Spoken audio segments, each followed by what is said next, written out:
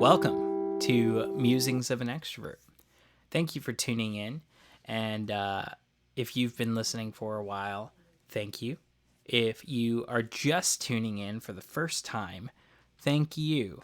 I am really excited to speak with you today. Before I jump into my topic, I would like to ask that you like and you subscribe. And if you really like the topic, leave a comment, leave comments on what kind of topics you'd like for me to talk about. If there's some topics that I've already talked on that you want me to talk about more, please feel free to make a comment on that.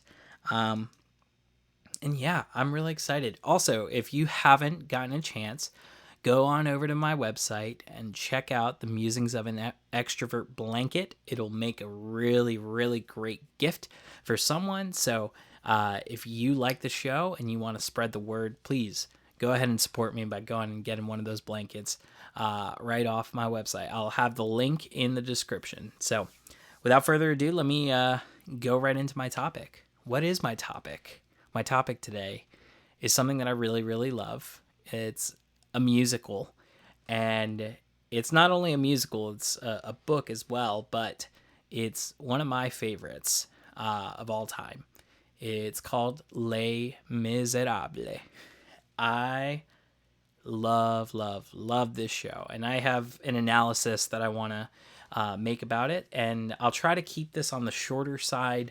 I don't want to keep you too long, but if you've liked it and you've listened through, please and just let me know, and I'll make longer form content. I don't mind making longer form content. But yeah, this is my analysis on Les Mis.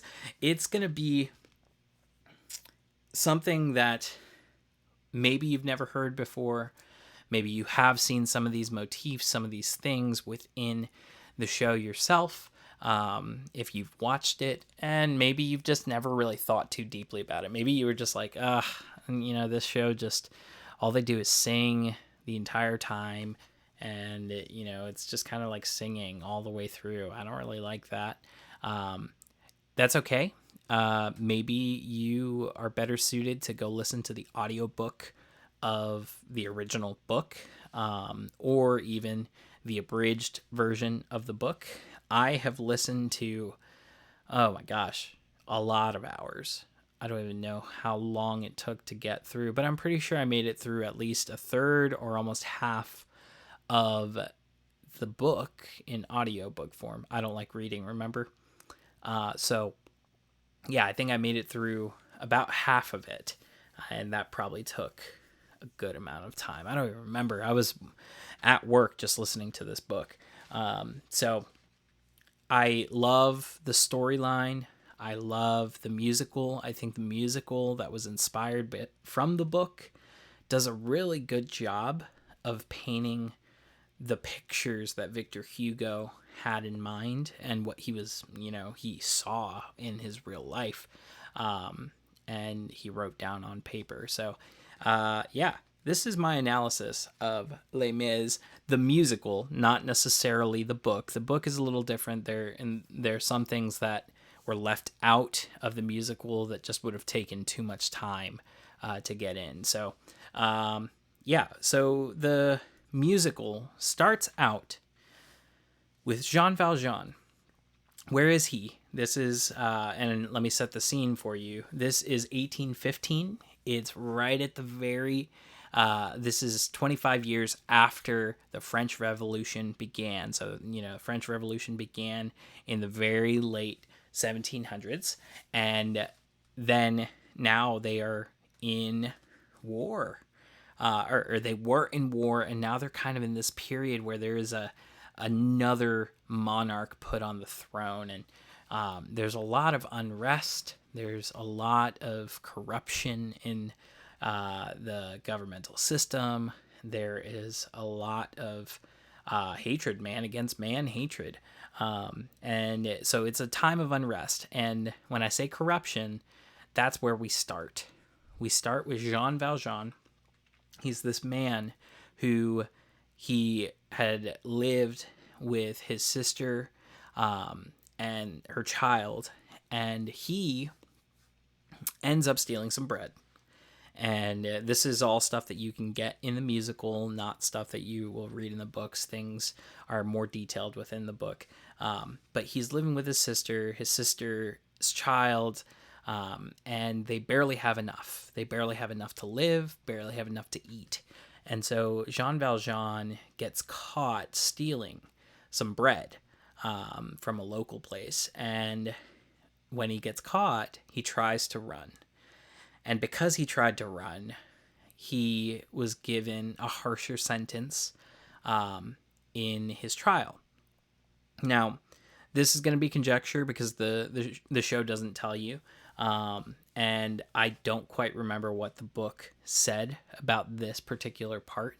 But my assumption is, and it would be fitting with all the other stuff that you'll see within the show, is that he was not given a fair sentence. He was not given a fair trial, likely. And it was likely that he was just given whatever the person on that day wanted to give him.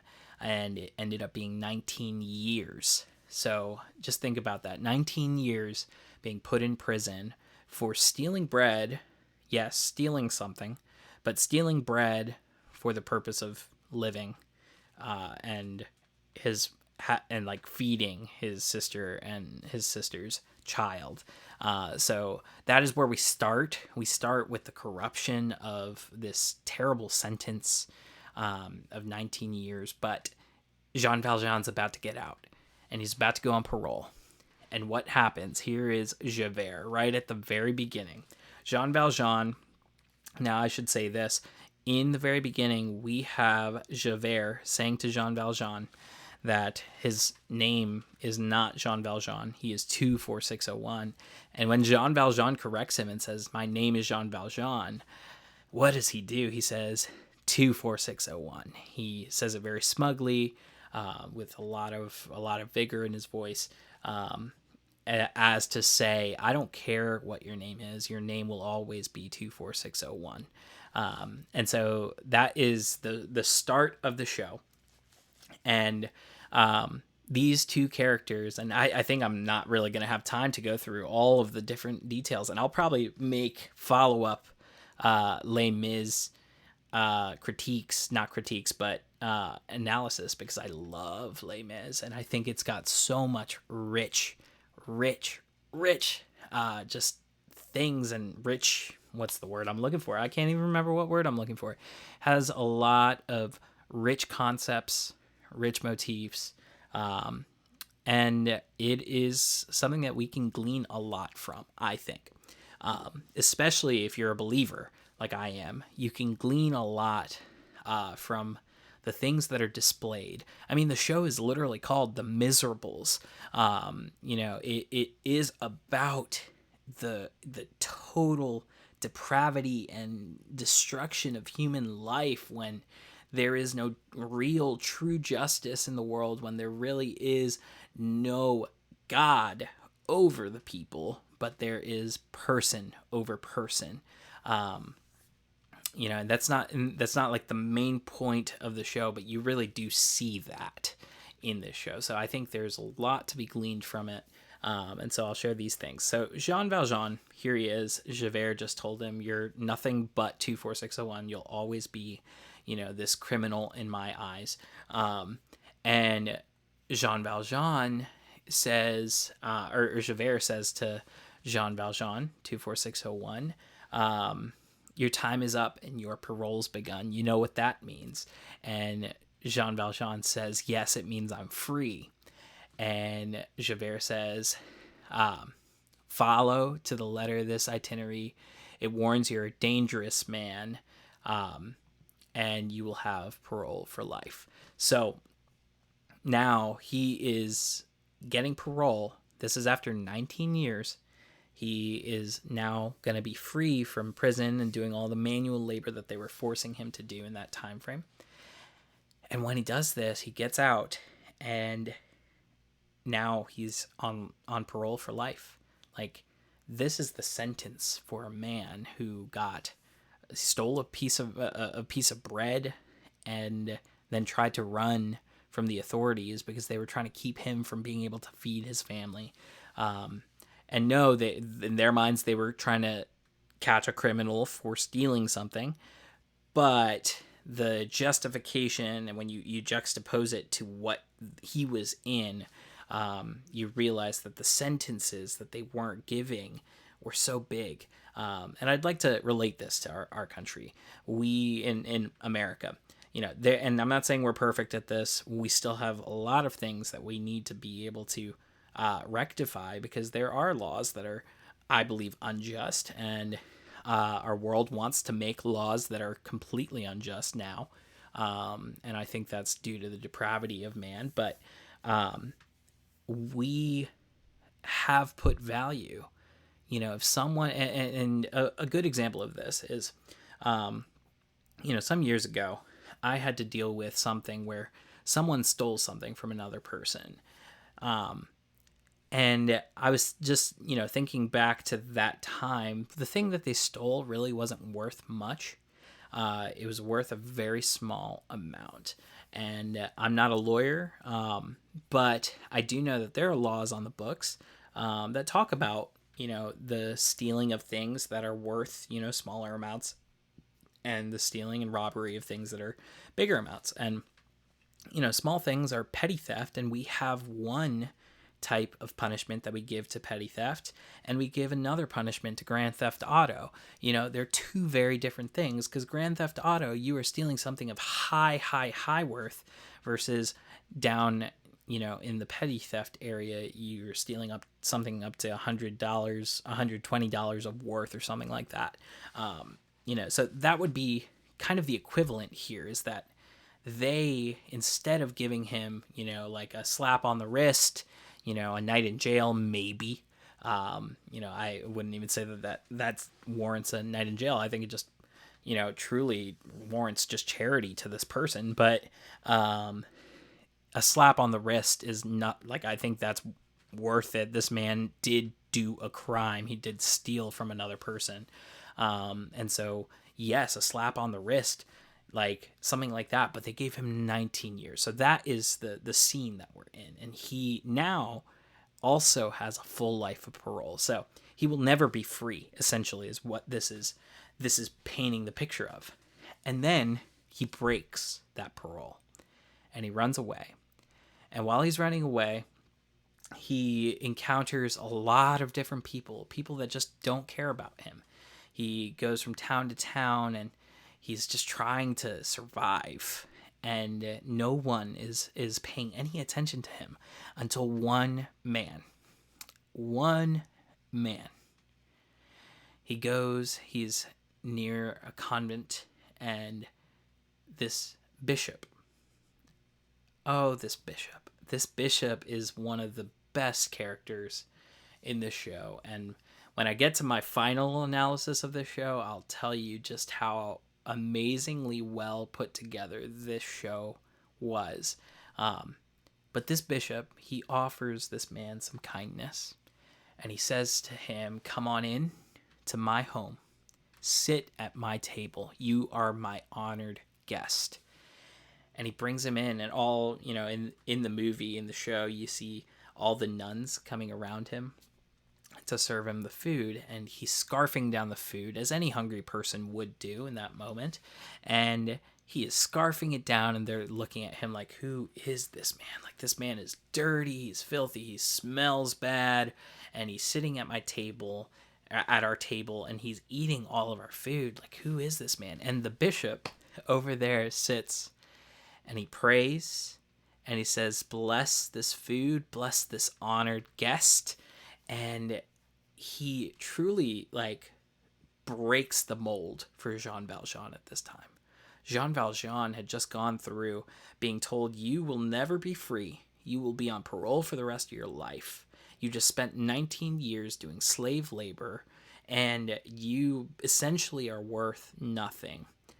And here is this bishop saying, you are our honored guest. And I love that moment, because Jean Valjean looks up at him, and he's like, half of the food, falling out of his mouth. He's looking at the bishop, and he's like, what? that's not normal. And then he just keeps on scarfing down the food, because he's hungry. He's just been like scrounging for food for the past couple months, and he's just scrounging, and so he's hungry and he deserves to eat. And the bishop is so kind to him, and that's the first thing I think Jean Valjean notices, is the kindness of the bishop. And I think we should all be kind like this bishop. We forget nowadays, with all of the, very liberal leaning kind of ideology of the government should make, a way for the homeless, make a way for those that are hungry. We forget that onus was put on the individual. It was not put on the governments by God himself.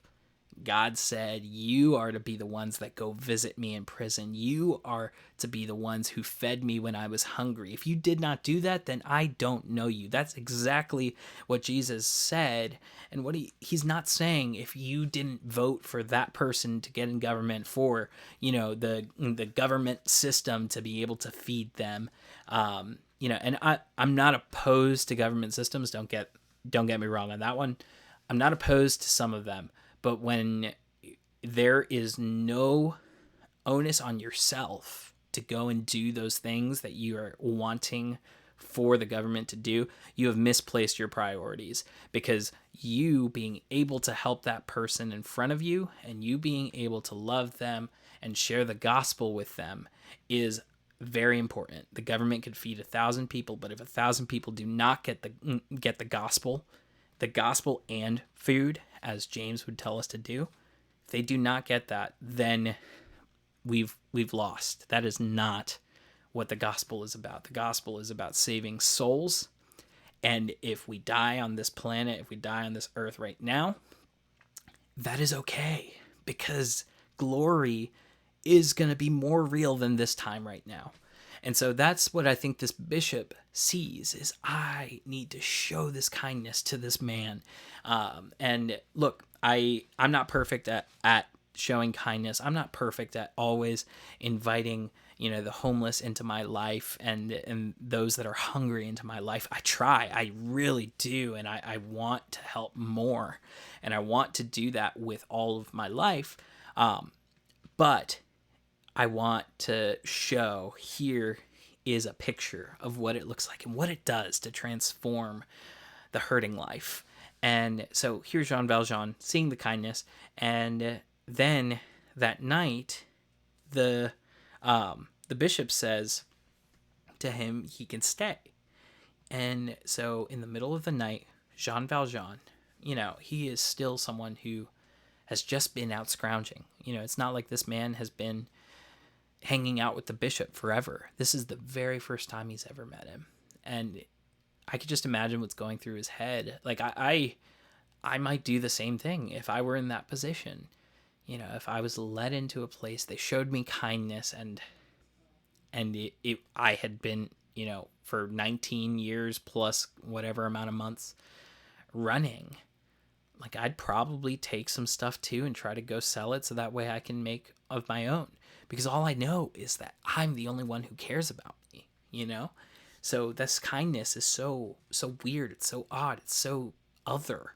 And here's Jean Valjean doing that. He steals the silverware from the cupboards in the dead of night. And he leaves.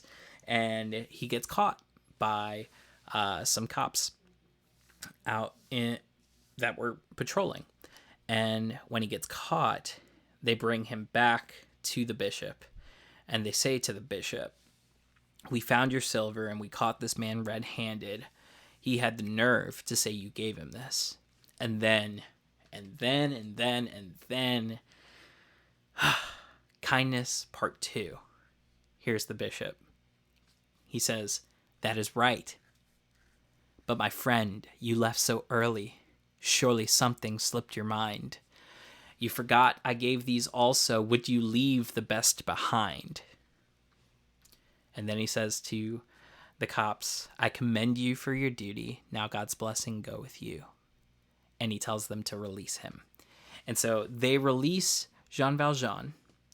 Jean Valjean is now standing in the presence of the man he just stole from. And the man he just stole from said, take it. Here it is. I give it to you. And not only that, he says, I will give you the best. The best. This is radical, radical, radical kindness. And it is so powerful to me, even still, just thinking about it, saying those words, just it reminds me of the radical kindness of Jesus.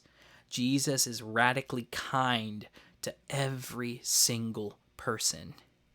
And this was just a moment of it within the show. And so if you didn't know, Victor Hugo was a believer. I believe he was Catholic. I haven't studied too much on it, but just knowing the show and having, heard some of his book, he at least knew a lot of scripture. If he didn't believe it, that's one thing, but he at least knew a lot of it and actually understood a lot of it and understood how it works or how Jesus wanted it to be understood. So it is a very, very rich storyline. But yeah, here is Jean Valjean in the presence of the man he just stole from, shown this radical kindness. And he says to him, oh my goodness, like, you are a person that I want you to be changed. I want you to be an honest man. You must use this precious silver to become an honest man, is what he says to him. And that part always is powerful to me. Here's Jesus. He offers us, his kindness. And the correlations between the bishop, Jean Valjean, and Jesus and the sinner are strong. So he says, you must use this precious silver to become an honest man, by the witness of the martyrs, by the passion and the blood. God has raised you out of darkness. I have saved your soul for God. And then it pans away to a soliloquy. And here's Jean Valjean. He is, I mean, my brain would be wrecked too, and his brain is wrecked right now. He says, what have I done? What have I done? Sweet Jesus, what have I done? I've become a thief in the night, become a dog on the run. He's noticing, he's reckoning with the sin in his life and also the things that were because of his environment. And I want to stop there too and point out that just because someone does evil things, that doesn't mean, or let me rephrase that. When someone comes out of hard backgrounds and things that were evil, that were done onto them, that have caused things within their mind to change, that have caused them to act in certain manners, it does not nullify the fact that when they do evil things, that those evil things are still evil. And that is exactly what Jean Valjean is reckoning with. He's reckoning with this fact. Yes, he was put in prison for 19 years. Yes, he's been treated as a dog on the run, as he says. But he says, what have I done? He sees his sin. He sees the evil within his own heart. He in another part of the soliloquy, he says, I am reaching, but I fall, and the night is black and cold. I am something about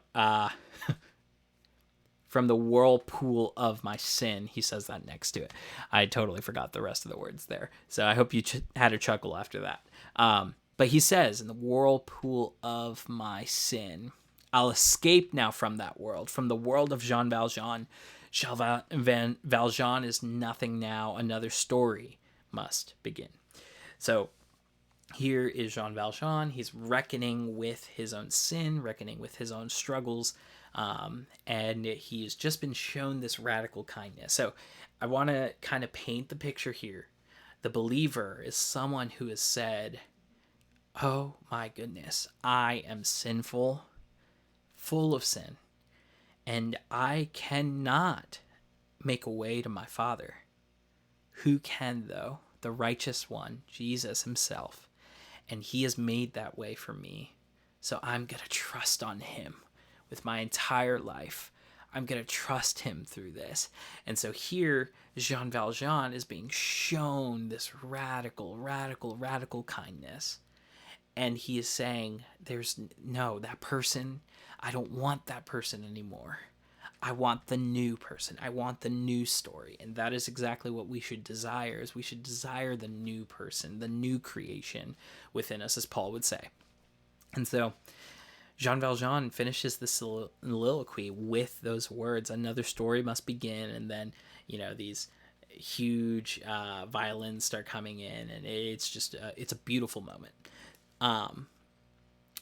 I love, just from the very outset, you are going to see these concepts come into play. Corruption, justice.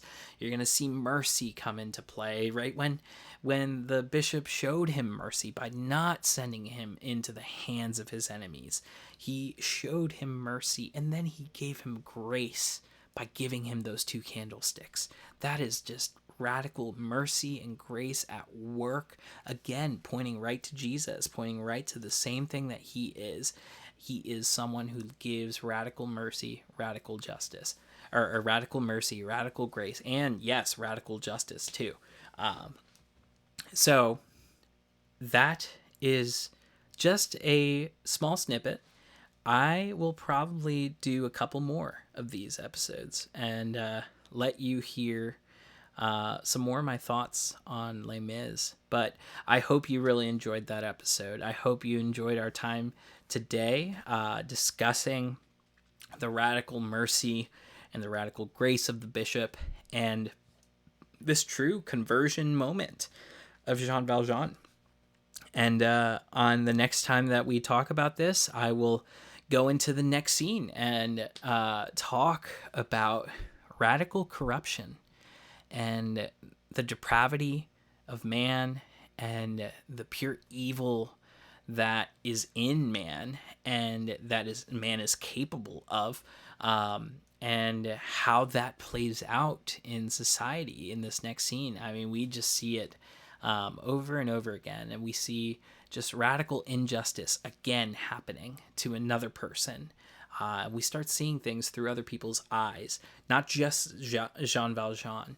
And we see kind of these storylines begin to come out, and you see these ties between what is that one tie between all of these people.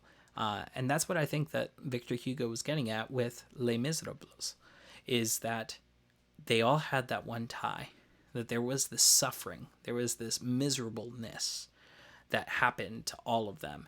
And while that might sound depressing, if you're a believer, I think that there is a reason to believe that there is joy in the midst of this. And Victor Hugo shows us that throughout the rest of the show. But that's it for today. I've already taken up a lot of time.